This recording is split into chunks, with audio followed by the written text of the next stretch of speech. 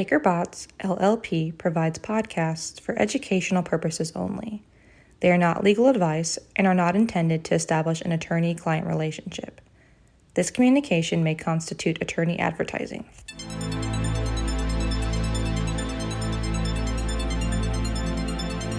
Hello, everyone, and welcome to the first episode of the Energy Enforcement Insider Podcast, the podcast that provides quick hits on the latest trends and developments in investigations and enforcement matters impacting the energy markets and energy market participants. We're your hosts. I'm Michael Loesch, a partner with Baker Botts. I held former positions at the SEC and the CFTC, and along with me is Brendan Quigley. Brendan. Hey, it's Brendan Quigley. I'm a partner in investigations and litigation practice at Baker Botts. Before joining the firm, I spent 7 years as an assistant U.S. attorney in the Southern District of New York, including in that office's Securities and Commodities Fraud Task Force. All right. So today we're going to talk about four things: the CFTC's call for whistleblowers in the carbon markets, some recent DOJ insider trading prosecutions, some highlights on recent False Claims Act compliance issues, and then get into the CFTC's regulatory calendar and items of note for energy market participants. So with that, we'll jump right in. On June 20th, the CFTC issued an alert seeking tips related to carbon market misconduct. This alert was issued by the CFTC's whistleblower office, but importantly, that whistleblower office is located within the CFTC's Division of Enforcement. And this alert outlined 5 types of misconduct that the CFTC is requesting tips on. They're looking to receive information to use in connection with enforcement investigations regarding these 5 topics. Number 1, manipulation and wash trading, or other violations of the Commodity Exchange Act with respect to futures contracts related to the carbon markets, of course. Fraud in the underlying spot markets related to ghost credits listed on carbon market registries. Double counting or other fraud related to carbon markets.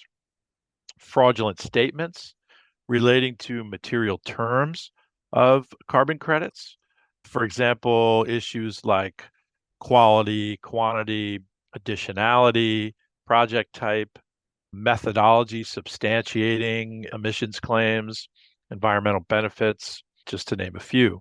And the final area that was itemized as an area where the CFTC is looking for whistleblower complaints is manipulation of tokenized carbon markets. So this is a crossover between the evolving carbon markets and the crypto markets.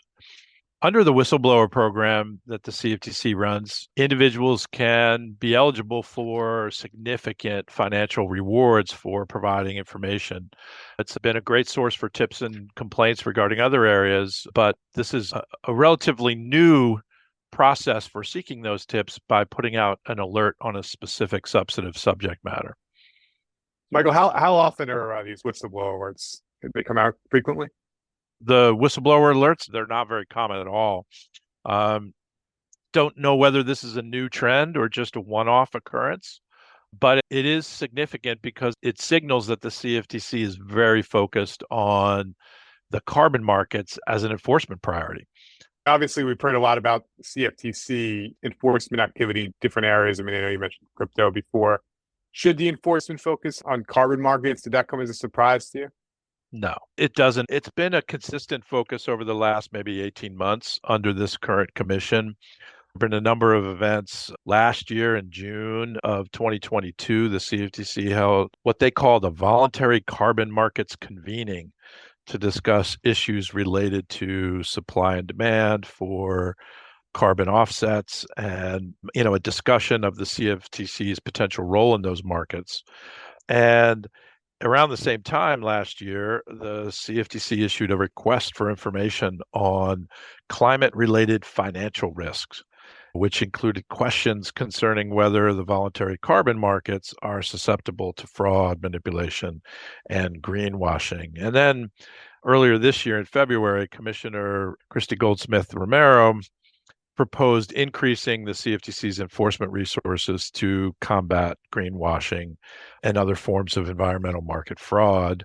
She did that in an industry conference speech, but definitely a signal that there's interest in the highest levels at the commission to start to get into activities related to the carbon markets. What's the basis for CFTC's authority to act in the carbon markets? How does it look in the carbon markets? Yeah, it's a great question because the early activities that I just went through, the carbon markets convening, some remarks by the chairman and others seem to suggest that this was an area that they were actively seeking out a role in and trying to put together some sort of jurisdictional case for some level of oversight in these markets. They do have some real authority based on the way the markets have played out. The carbon markets are being used to support the transition to a low carbon economy. And there are a number of market-based initiatives where carbon credits are purchased and sold either over the counter or on spot exchanges. And based on that, carbon credits are the underlying commodity for certain futures contracts that are listed on CFTC designated contract markets, or DCM. The CFTC has enforcement authority and regulatory oversight over futures exchanges and any derivatives trading that involves commodity or carbon market products as the underlier. But the CFTC also has anti-fraud and anti-manipulation enforcement authority over the related spot markets for carbon credits. So they have pretty solid authority for both carbon market derivatives and at least anti-fraud authority over the spot markets for carbon credits. So it's pretty solid jurisdiction. Got it. But importantly, at the same time, the alert came out seeking whistleblower tips. The CFTC also announced the establishment of a new enforcement division task force regarding environmental fraud. And that task force, according to the announcement, is going to address fraud and other misconduct, not only in the regulated derivatives markets involving environmental products, but also in the relevant spot markets, the voluntary carbon credit markets, focusing on misconduct relating to those efforts to address climate change and other environmental risks. So I think you should expect the task force to look at fraud with respect to the purported environmental benefits of certain carbon credits, as well as disclosure issues related to the representations or misrepresentations of CFTC registered entities regarding the products or strategies that they offer in this area. Just to reiterate, Michael, this enforcement task force, part of its mandate is with respect to carbon credits, but its mandate extends beyond that as well. It's broader than that, 100%. And it's a standard approach that they take, right? There are various other task forces. There was a task force on spoofing, which generated a whole range of cases, which you and I have talked about a lot, Brendan. There's a task force on digital assets, which has raised a number of issues and some significant recent cases. And the establishment of a task force is a meaningful event. It means the limited enforcement resources of the CFTC are being specifically devoted to this area, which inevitably will result in investigations and coming enforcement actions. So they're going to get their own leads, but they're going to get leads from this new request for tips from the whistleblower office. And I think what market participants should expect is a new batch of information requests, market sweeps, and subpoenas targeting the environmental spot and derivatives markets and related market participants. As the DOJ guy on the call, I mean, we've seen it certainly over the last 10 years, a much more robust cooperation between DOJ and CFTC. And you mentioned the spoofing task force, Michael. That was certainly the case there. Some of these will be, I'm sure, referred for at least criminal investigation, if not prosecution. Not all of them, but certainly the ones that the CFTC views as more serious. And I'm sure there'll be referrals going the other way as well. Yeah. And based on that history, I think market participants who are dealing with these new investigations have to assume that there's the potential for some sort of criminal involvement along the course of that investigation. So some of the takeaways, some of the lessons, I think, relate to compliance, right? So these developing carbon markets and the related derivatives contracts are now clearly a CFTC priority. And that means market participants have to assume that their activities in those markets are going to be the subject of potential scrutiny. Most importantly, companies need to conduct a tailored risk assessment to ensure they understand and identify the activities of their company in those markets and the regulatory and compliance risks associated with those activities. So, Brendan, what should market participants be thinking about after they conduct a risk assessment? You obviously want to develop compliance policies and procedures around the identified risks. It's very fact specific, means different things in different companies. We talked about a little bit earlier. There are key areas identified in the whistleblower alert in terms of futures trading manipulation, spot market fraud, and ghost credits, double counting of credits, false or misleading statements regarding carbon credit material terms, and then tokenized carbon market manipulation. And look, word manipulation often, but not always, implies at least two parties to a transaction, some type of fake trading or wash trading. So I think certainly counterparty diligence would be part of that too, both to kind of protect yourself and given this the CFTC's regulatory enforcement focus here. 100%. And understanding what statements your company is making with respect to these products in these markets and making sure you've got a process to ensure that those statements are accurate and not misleading. Think of this area as similar to crypto a few years ago, right? Where these markets are new and evolving and new products and in some ways, thought of as outside the scope of the regulatory jurisdiction. So, an effort to bring compliance to bear on these issues was often deferred as a cost that was not reasonable to bear. Deferring compliance with respect to the voluntary carbon markets right now is not a reasonable strategy, not a prudent strategy. You've got to look at these activities of your business and integrate them into your overall compliance program so that you have a good story to tell in order to prevent potential misconduct and mitigate the risk from this new priority area. So I think we've covered this. Should we move on to the next issue, Brendan? Sure, yeah. At the end of June, the Southern District of New York announced 4 insider trading cases, charging 10 defendants total. And they do this from time to time where they announce a bunch of insider trading indictments at the same time. And there are a couple of things that were interesting about this. Again, not necessarily energy specific, but certainly issues that hit on energy market participants potentially.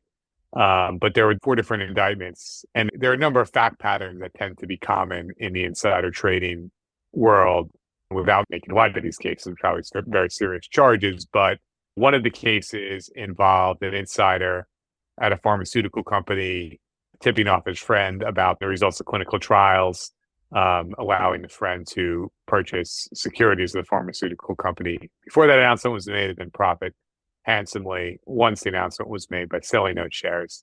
Clinical trials tend to be an area, one of the common areas of insider trading enforcement. Another one involving, and again, I've seen this one as a prosecutor, I've seen it in private practice. Another one involved an individual whose, I guess now ex-girlfriend, worked at an investment bank, and this individual accessing her laptop about deals she was working on and passing that information on to his friend. Again, I've seen that fact pattern in many cases involving investment banks, involving law firms. Another case was actually in connection with a SPAC transaction, but that involved violations of an NDA.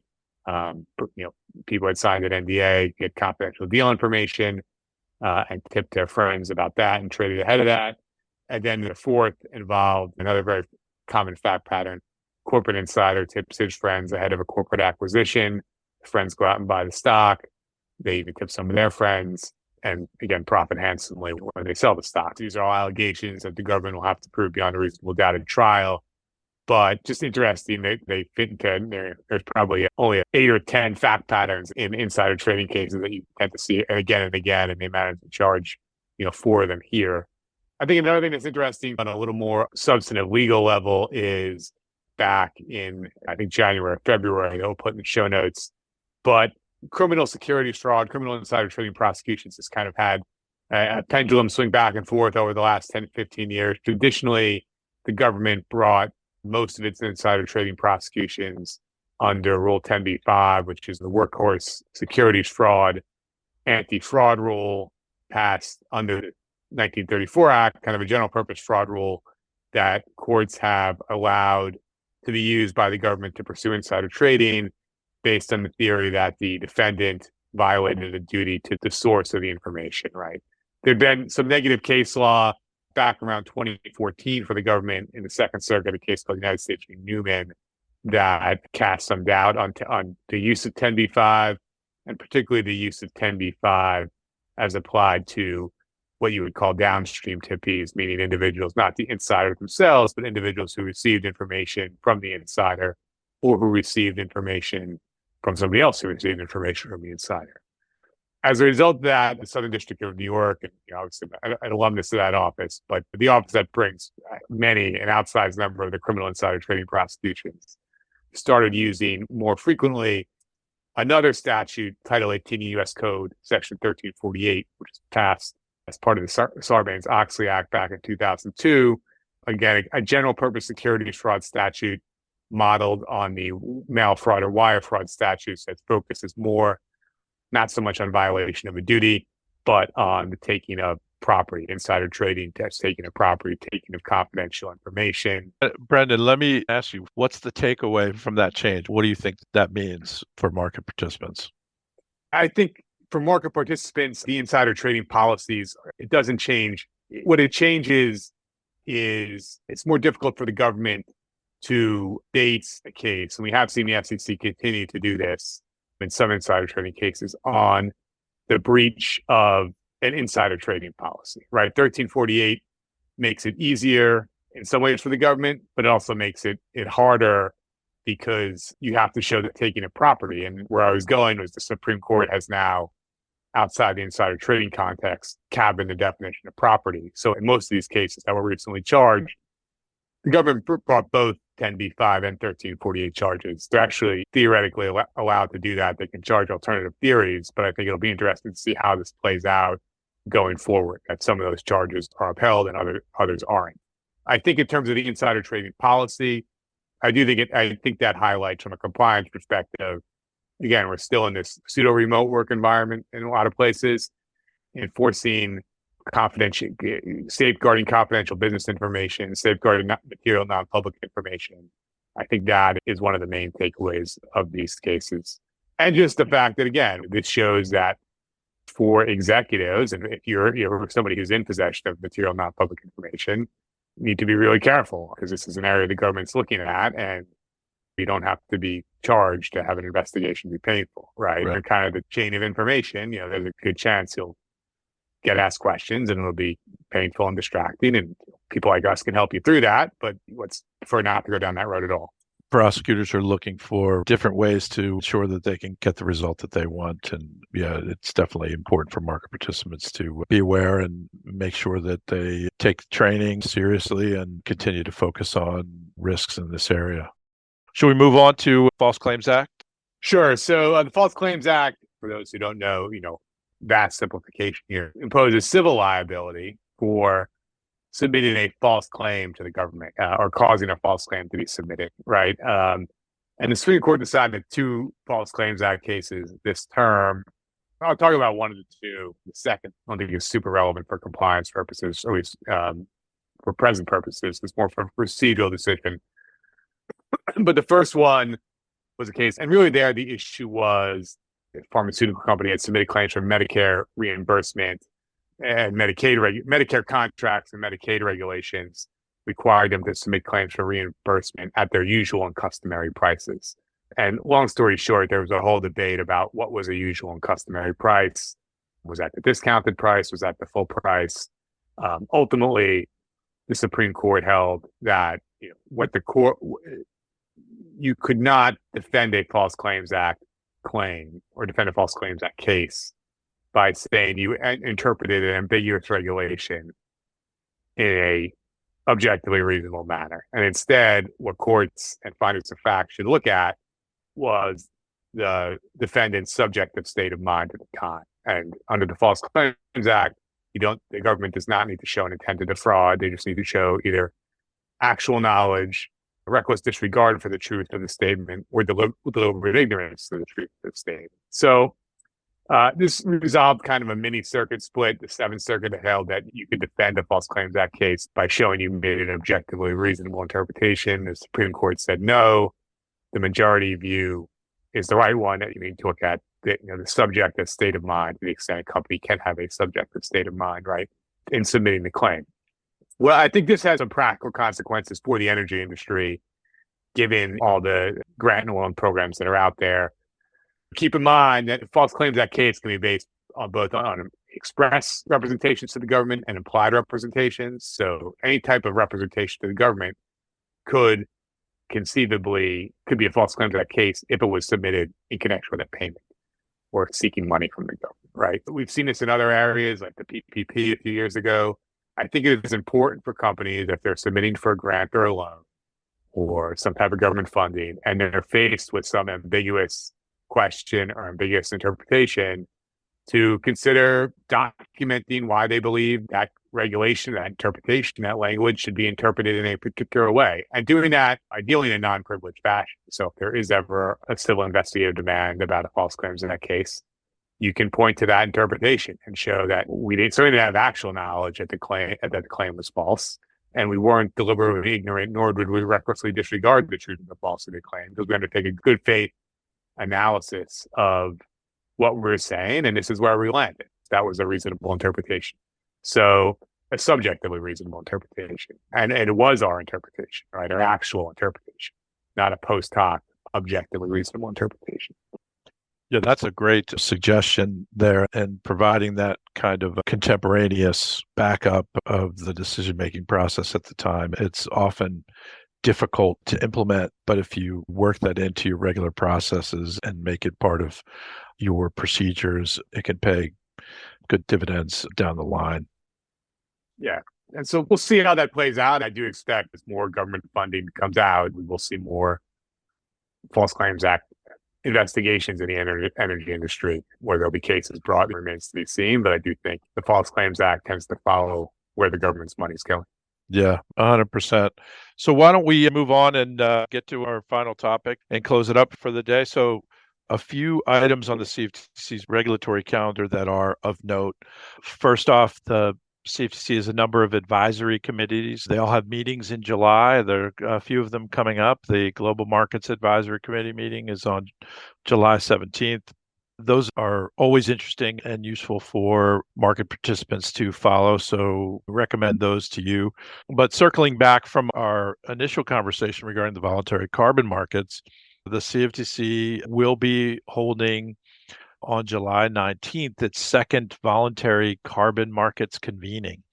So as I mentioned earlier, last year they launched their first voluntary carbon markets convening. This year, they will hold a second one. And the purpose of the meeting, again, is to discuss initiatives for high quality carbon credits, trends in the cash and derivative markets for carbon credits, public sector initiatives related to the carbon markets, and again, to explore perspectives on how the CFTC can work to ensure integrity of carbon market derivatives. So definitely of interest, given the new enforcement focus, hearing comments from the markets and the staff and commissioners potentially on those issues, I think it would be very useful. Finally, in late June, the CFTC issued a request for comment on the impact of affiliations between certain CFTC registered entities. So they are looking for comments related to a number of questions that they've laid out concerning the impact of exchanges and swap execution facilities and DCOs, clearinghouses, being associated or affiliated with other regulated entities most specifically market intermediaries and brokers, which are futures commission merchants in CFTC speak. So that's an interesting topic to keep an eye on because it has the potential to result in some new rules related to market structure, which either could restrict market evolution or open up new avenues for exchanges and affiliated entities. So there's a lot going on at the CFTC, and we were excited to have you all with us today in this first episode of the Energy Enforcement Insider. Brendan, any thoughts to take us out? Nope. Appreciate everybody giving us the listen and hope to be back in a few weeks. Please take a look at our show notes. We have links to various supporting information on the topics that we talked about today, as well as links to prior Energy Enforcement Insider webinars from the last 2 years. We encourage you to take a look at those as well. So thanks again for joining us, and we'll see you next time. Take care. Thank you for listening to this Baker Botts podcast. Baker Botts has the experience, knowledge, and people to solve our clients' most significant legal issues.